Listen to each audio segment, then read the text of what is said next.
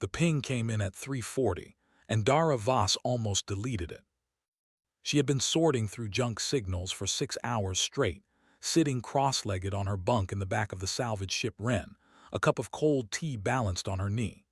Most pings from the Yalran drift were garbage, old relay buoys still broadcasting, dead probes, fragments of ships that had come apart decades ago. She had learned not to get excited. She had learned that the hard way, same as most things. But this one was different, not louder, not more urgent, just wrong in a way she couldn't name. It was too clean, too steady. Most distress signals degraded over distance. This one had no degradation at all, as if the source was right next to her, even though her instruments put it at 4 light minutes away. She pulled it up properly, ran it through the filter, checked it twice. Then she woke up Cass. Cass was her co-pilot and oldest friend, and she did not appreciate being woken at 3:40. She sat up in her bunk with her hair pressed flat on one side and her eyes barely open.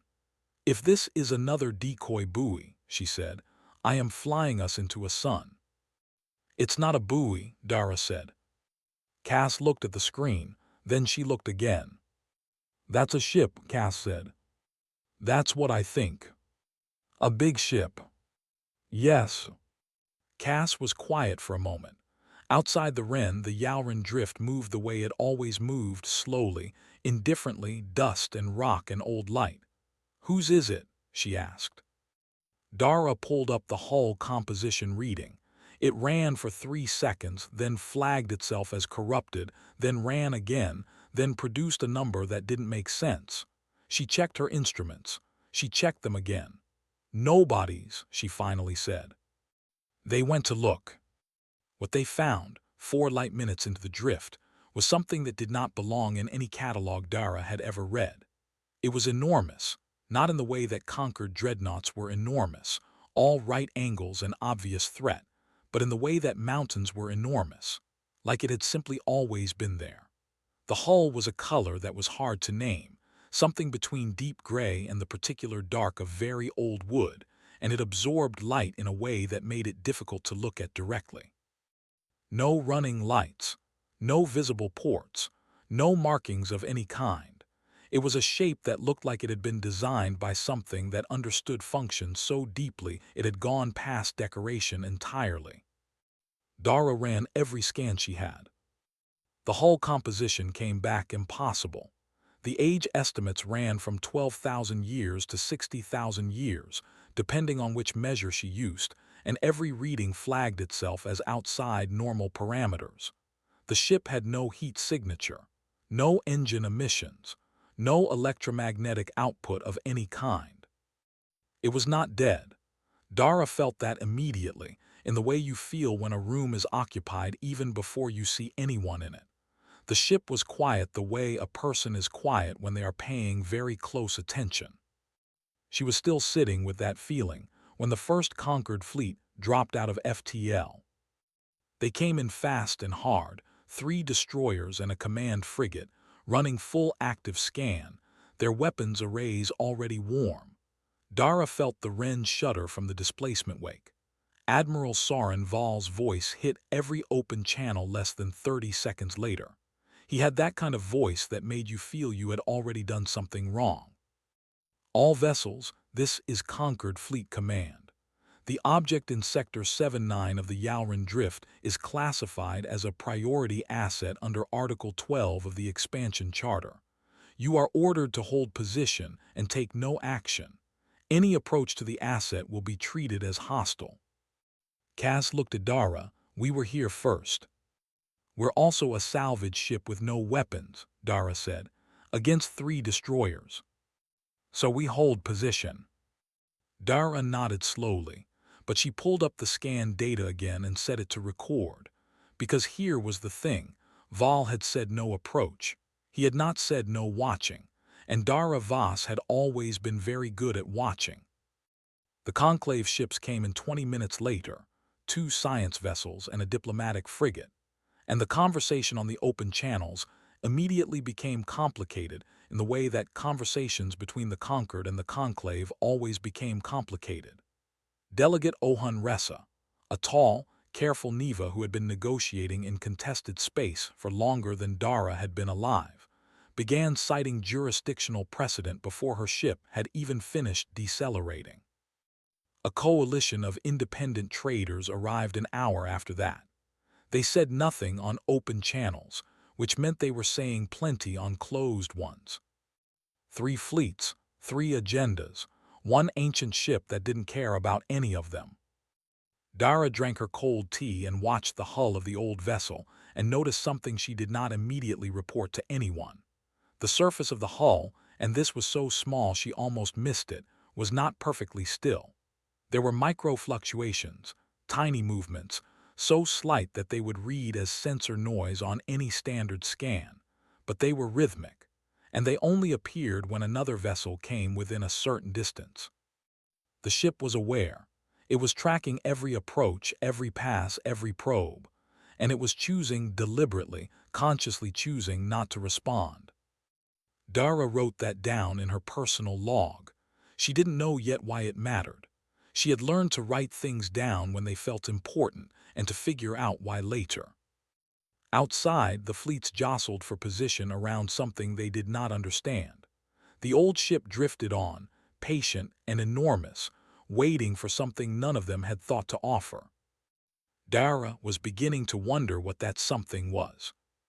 6 days in, the conquered boarding team came back with nothing. Dara watched it on her long-range optical feed. 12 soldiers in full environmental armor, carrying cutting equipment rated for battleship-grade plating, approached the hull of the old vessel in clean formation. They moved the way well-trained soldiers moved, with total confidence in their preparation, which was also the way people moved when they had never met anything truly beyond their preparation. They spent 4 hours at the hull. They tried drill heads, electromagnetic keys, resonance pulses, chemical solvents rated for unknown alloys. Nothing worked. Not because the hull resisted, that was the part that clearly frustrated them, but because it simply did not respond. There were no seams to cut through, no panels to pry. The hull offered no purchase, like trying to climb polished stone. They came back to the command frigate in the same formation they'd left in, and the only difference was their silence. Admiral Val's broadcast that evening was shorter than usual. The conclave tried next. Their approach was different, quieter, more careful, dressed up in the language of science rather than force. A xenolinguistics team aboard the Pale Consideration began broadcasting on every frequency. Mathematical sequences, prime numbers, visual patterns, audio recordings of 17 different species languages, biological data packets, a compressed history of the conclave's founding. They did this for 48 straight hours. The old ship produced no response of any kind. Then the independent coalition tried bribery. They broadcast an offer of rare materials, fuel cells, navigational data, and 3 years of maintenance contracts, apparently working on the theory that anything old enough to predate every known civilization must have resource needs. The old ship did not dignify this with silence.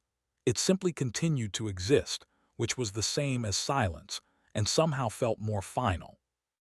On day 4, Dara filed her observation report about the hull fluctuations to the Conquered Intelligence Channel. She kept it simple and factual. The hull shows micro-movement in response to proximity, suggesting active sensor function. She did not editorialize. She had learned early that intelligence offices did not like editorializing from salvage scouts. The report was logged, classified as low priority, and not discussed further. Cass brought her a proper hot meal on day 5 and sat across from her at the small table in the Wren's galley. They ate for a while without talking, which was the kind of silence that only works between people who have known each other for a long time. "You're still watching it," Cass said. "Yes." "What are you looking for?" Dara thought about it. "I don't know yet. Something nobody else is looking for, maybe." Cass wiped her hands on a cloth. The Concord has 12 analysts on that command frigate. The Conclave has a xenolinguistics team with 3 doctorates between them. The Coalition has people who have broken open more unknown vessels than we've ever seen. What are you going to find that they won't? I'm not trying to find anything, Dara said. I'm just watching. Cass looked at her for a moment. That's not an answer. It's the only one I've got. The thing was, and Dara had been turning this over since the first night, none of the teams out there were actually looking at the ship. They were looking at what they could get from the ship. The boarding team was looking for an entry point. The xenolinguists were looking for a response. The Coalition was looking for leverage. Every approach was a transaction. Every signal they sent was essentially the same signal, dressed in different clothing. Give us what we want. And the old ship, which had apparently been navigating the universe for 40,000 years, and had outlasted every civilization that had ever looked at it the same way, was completely uninterested. On day 6, the Conclave xenolinguist, a young Neva named Sorrow who had been sleeping 4 hours a night for the entire week, broadcast something different. Not a sequence, not a data packet, a piece of music. Something old from a civilization that had been gone for 300 years, recovered from a ruined archive on a moon no one visited anymore. It was a small thing, a melody for a string instrument, and it lasted about 4 minutes.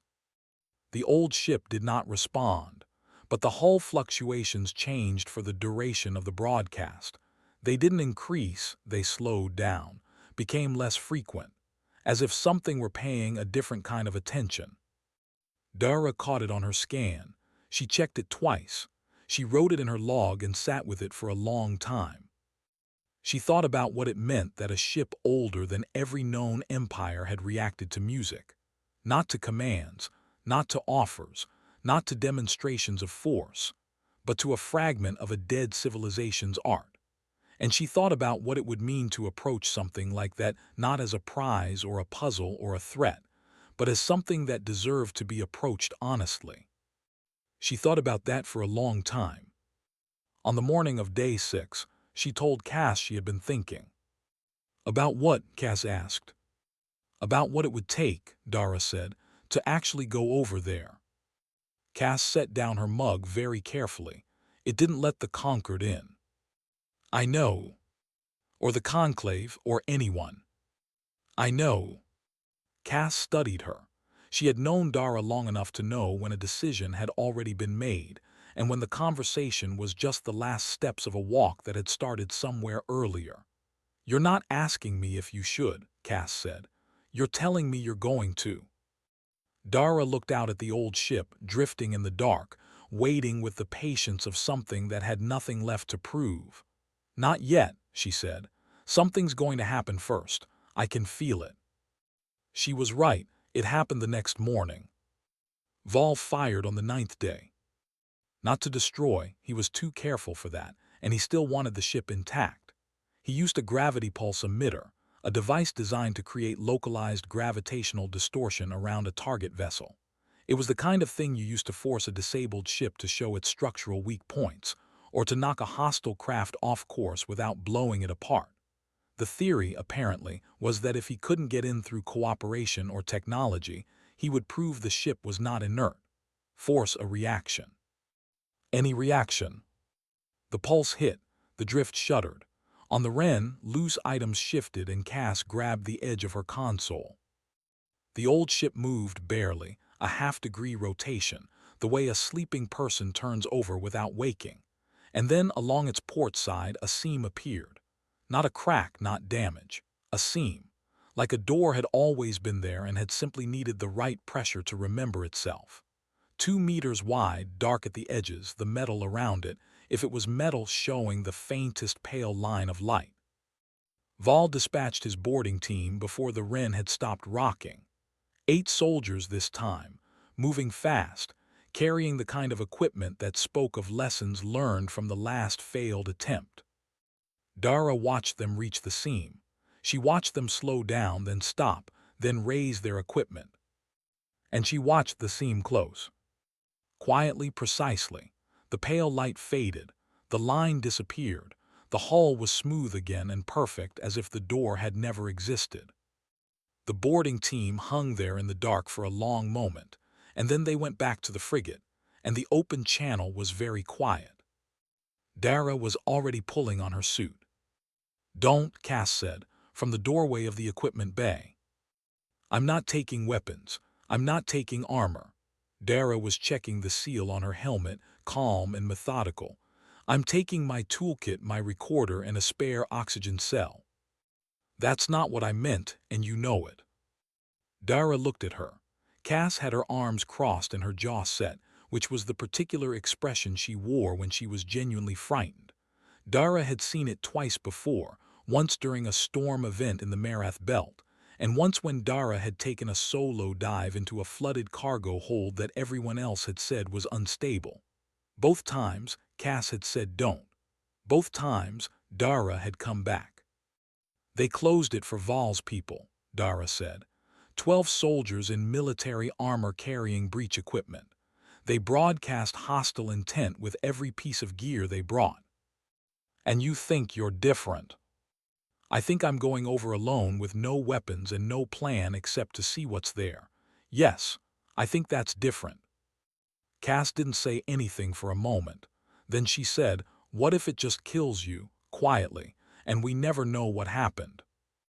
Dara thought about that honestly. "Then we never know," she said. "But Cass, something in there has been watching everything that's happened out here for 9 days. It's watched the Conquered try to force it open. It's watched the Conclave try to talk it open. It's watched the Coalition try to buy it. And it hasn't done a single thing." She clipped the recorder to her chest rig. "I don't think it wants to hurt anyone. I think it's just waiting to see if anyone out here knows a different way to approach." Cass stared at her for 3 long seconds. Then she stepped aside and said, "You come back." "I plan to." "Not a plan, a fact, you come back." Dara touched her arm once as she passed. "Watching my channel." "Always." The transit took 11 minutes. The Wren's emergency skiff was not designed for comfort. It was a box with a thruster and a seal, and Dara sat in it watching the old ship grow in her viewport until it filled everything. Up close, it was even harder to look at directly. The hull absorbed the light from the drift's distant stars in a way that felt less like reflection and more like memory. She had the irrational feeling that the ship had been here, in this specific place, long before any of the stars behind her had been born. She brought the skiff to a stop 3 meters from the port side hull, where the seam had been, where it was now smooth. She didn't broadcast anything. She didn't send a signal. She didn't say her name or her species or her intent. She just sat there in the small metal box and waited. For 4 minutes, nothing happened. Then the seam came back. It opened slowly, not cautiously, but carefully, the way you open something old that you do not want to damage. The pale light returned along the edges. The door, if that was what it was, stopped at the same width as before.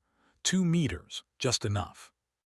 Dara sat with her hands in her lap and let herself feel how frightened she was. She did not push the feeling down. She had learned that pushing it down just made it louder later. She breathed through it, let it pass, and then she engaged the skiff's docking approach and moved forward. Cass's voice came through the earpiece, very quiet. "I see it." "I know," Dara said. "Going in. Going in." The pale light closed around the skiff, and the drift disappeared behind her, and Dara Voss went inside the oldest thing any living person had ever touched. There was no corridor, no airlock, no chamber designed for arrival. Dara stepped out of the skiff into a space that had clearly not been built with her dimensions in mind, and yet felt exactly the right size. Vast. The ceiling, if that was the right word, was too far up to see clearly, and the light came from everywhere and nowhere at once, not bright, but even the kind of light that let you see everything without hurting your eyes. The walls' surfaces curved away in directions that were hard to follow. Everything was the same deep, warm gray as the hull exterior, and everything was old in a way that had gone past deterioration into something closer to permanence. Old the way stone mountains were old. Not decaying, settled. There was no door behind her. The entrance had closed. Dara did not panic. She checked her oxygen. Noted she had 4 hours of reserves, and then she sat down on the floor of the skiff with the hatch open and just looked. She had expected strange things inside. She had not expected the feeling she got within the first few minutes, a feeling she couldn't name immediately, and then could. Recognition. Not of anything specific, of something beneath specific. The feeling you got when you met someone and understood without words that they had seen a great deal and were still standing. The ship was alive. She had been certain of that outside. Inside, it was not a theory. It was a fact. The way temperature was a fact, felt immediately through the skin. It did not speak to her, not in the first hour. She walked slowly, hands at her sides, taking nothing, touching nothing. She passed through what might have been storage and what might have been memorial and what might have been both. She saw shapes that had probably been equipment, in materials she couldn't identify, in configurations she couldn't decode. She recorded everything with her chest unit, quietly, narrating in a low voice not for any audience, but because the habit of description kept her grounded. In the second hour it started. Not sound, not image exactly.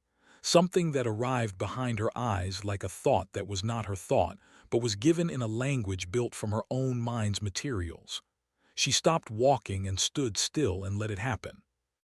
She saw a civilization, not from outside, from inside, the way you know your own house. A species she had no name for, in a star system she had no coordinates for, building something together with the particular focused energy of people who understood they were making something that needed to last. She understood without being told that she was seeing the people who had built the ship. She understood also that they had been gone for a very long time. The image changed. Another civilization. Different bodies, different world. They had found the ship. She watched them approach it aggressively at first, then with ceremony, then with something that looked like reverence, and she watched the ship wait them out. They grew, reached for more stars, began to change in the ways that civilizations changed when they had too much power too quickly. And then they were gone, not destroyed by the ship, destroyed by the weight of themselves. Another, then another, and another. Dara lost count. She saw 12 civilizations rise and reach for the ship and fail to enter it and spend their power circling it and collapse, each in their own particular way, each convinced they were the exception that would prove the rule. She sat down on the floor somewhere during the 8th or 9th one, not from weakness, just because standing seemed beside the point. When it stopped, she stayed sitting. She felt wrung out and very clear-headed at once. She looked at the ceiling she couldn't see the top of, and she said, out loud to the empty space around her, "You're a record keeper." No response, but the light in the room, and this was not her imagination, changed slightly, warmer. "You've been watching this whole time, every species that found you, and nobody just came to look, everybody came to take." She let that sit. She thought about the conquered destroyers outside with their weapons warm. She thought about the conclave xenolinguist with her 48 hours of broadcasts, genuine as they were, still fundamentally about getting a response. She thought about the coalition and their list of things to trade. She thought about herself, 11 days ago, seeing a ping and thinking, salvage. "I came to look too," she said, at first. She wasn't sure if that mattered, but she said it anyway because it was true. Her calm crackled. She had almost forgotten about it. Cass's voice, steady and careful, "Dara, someone wants to talk to you." A different voice came on, male, slightly formal with the flattened vowels of a conquered technical core accent. "Scout Voss, my name is Preth Olin. I'm a weapons engineer on the command frigate. I'm calling without authorization." A pause. "I read your observation report, the one about the hull fluctuations. I've been running my own analysis, and I think you were right, and I think everyone out here is approaching this wrong, and I would very much like to know what you see in there." Dara looked around at the old warm light, at 40,000 years of watching, at the record of 12 civilizations too proud to put down what they were carrying before they knocked. "All right," she said, "I'll tell you what I see." She started talking, and for the first time since the Wren had picked up the ping, someone on the outside was listening without an agenda. 31 hours after she went in, Admiral Vol issued his ultimatum. It came through on all open channels, which meant he wanted everyone to hear it. The Conclave, the Coalition, the Wren, and presumably Dara herself. His voice was composed in the way that very controlled people were composed when they were angry enough that control was the only thing they had left. Scout Voss, you are operating inside a classified conquered asset without authorization.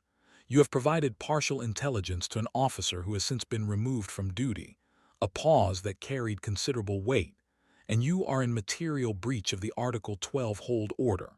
You have 2 hours to exit the asset and present yourself for debrief aboard the Resolute. If you do not comply, I will be forced to treat both your vessel and the asset as hostile. I want to be clear that I am prepared to act. Dara sat with her back against a curved wall and listened to it twice. She had known Vol by reputation for 5 years and by direct contact for 9 days, which was enough to understand him fairly well. He was not bluffing. He would fire on the Wren. He might fire on the old ship too, despite wanting it intact, if he decided the political cost of inaction was higher than the military cost of destroying something irreplaceable. Men like Vol did that kind of arithmetic constantly. It was what made them dangerous. Cass's voice came in quietly after the broadcast ended. I heard it. I know. Dara. I know, she said again. She wasn't dismissing Cass, she was just thinking. She thought about 2 hours. She thought about what 2 hours meant in a place that had been here for 40,000 years. She thought about the 12 civilizations she had seen, and the particular way each of them had ended, not in single catastrophic moments, but in the accumulated weight of small decisions made by people who had stopped asking whether they were right and started assuming it. She thought about what Preth Olin had said to her in 3 separate conversations over the past several hours, after she had spent 2 of them telling him honestly and carefully what she had found. He had not tried to use the information. He had not reported it back up the chain. He had asked questions, real questions, the kind that didn't already have their answers built in. At the end of the last conversation, he had said, I think I need to do something that's going to end my career. Don't, she had told him. I think I need to anyway, he had said. She had not argued further. She understood the feeling. She asked the ship. She had started asking it things out loud, which felt less strange than it should have what it wanted, what any of this was for. What came back was not language. It was the closest thing to language it had produced so far, a feeling of vast patience, a sense of something like grief, but not the human kind, a larger, colder grief, the grief of a witness, of something that had watched the same story play out so many times that the repetition itself had become a weight.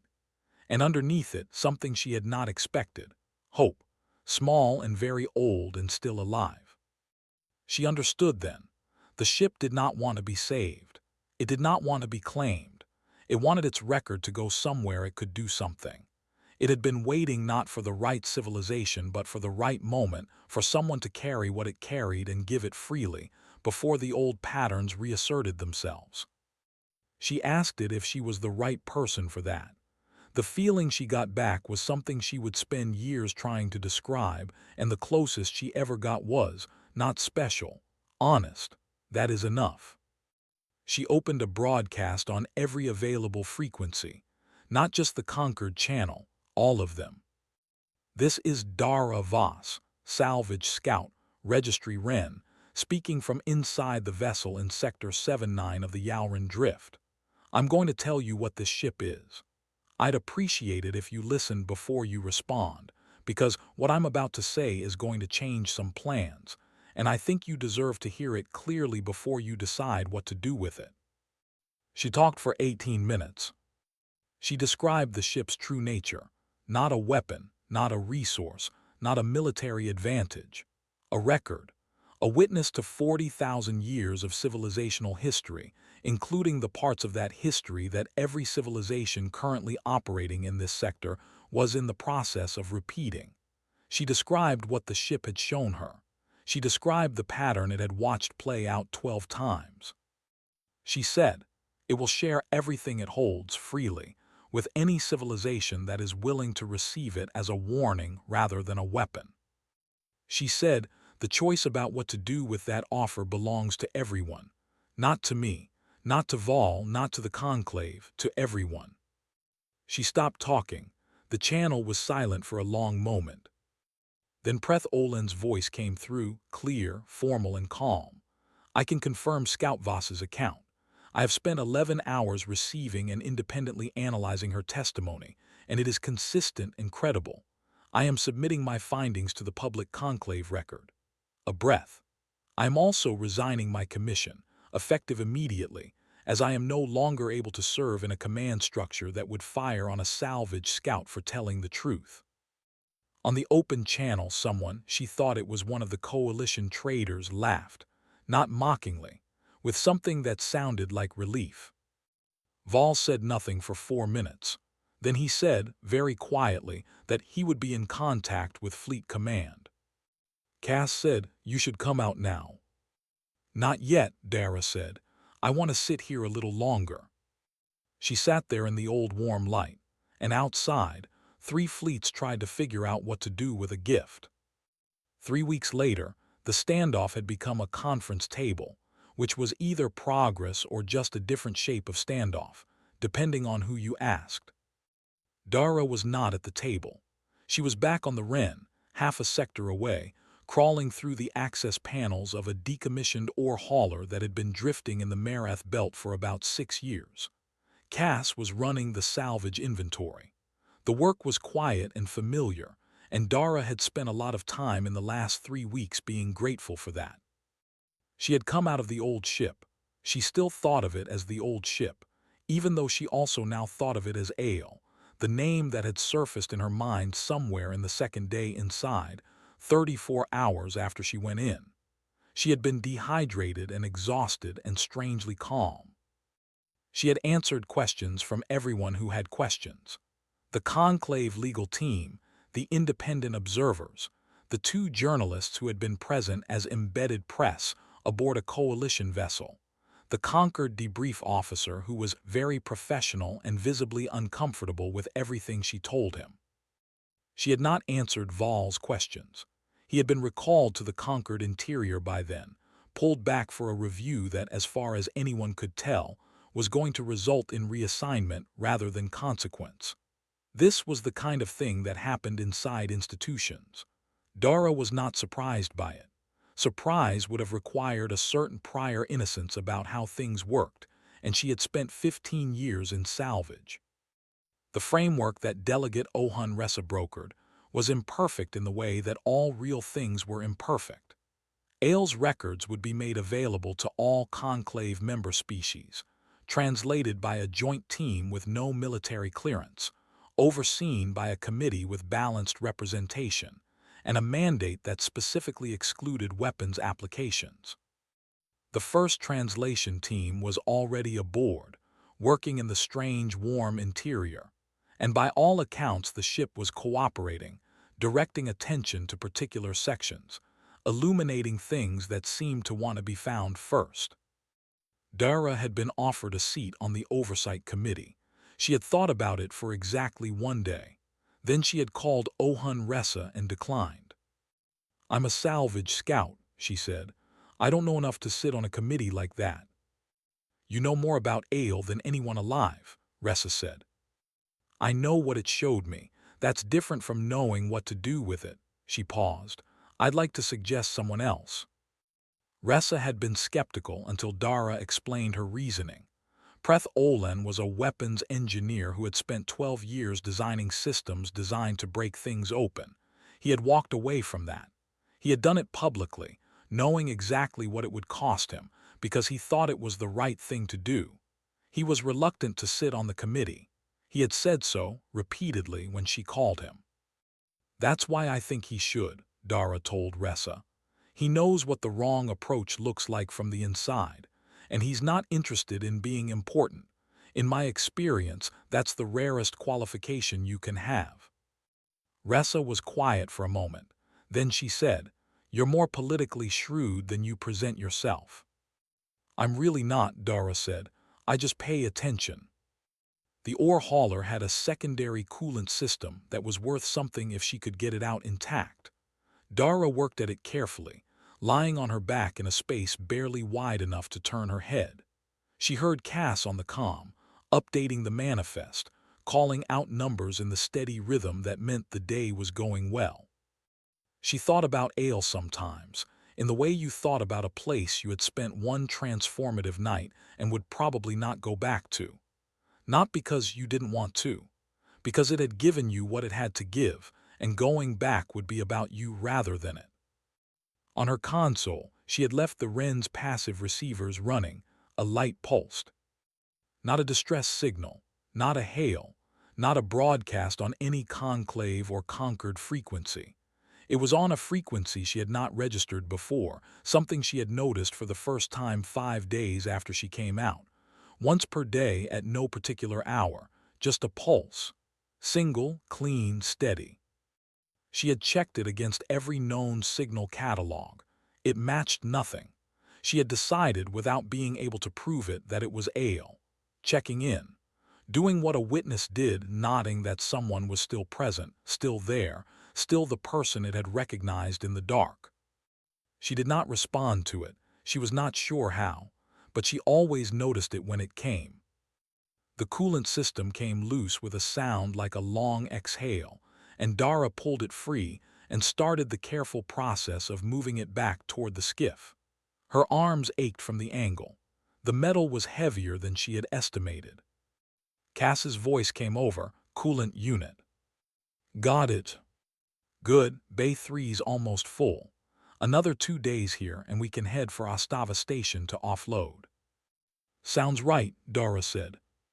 She thought about 12 civilizations. She thought about the pattern the ship had shown her, not as prophecy, but as record. As something that had happened again and again and did not have to happen again, if the right people paid attention. She thought about all the things that had been set in motion 3 weeks ago that she would probably never fully see the consequences of, because consequences that actually mattered almost never happened fast enough to watch. She loaded the coolant unit into the skiff and sealed the hatch and started the transit back to the Wren. The light on her console pulsed once as she came aboard. She looked at it for a moment, hands still in her work gloves, suit half unzipped. Then she sat down at her console and got back to work. 40,000 years had been patient enough to wait for the right person. She figured the least she could do was stay worth finding.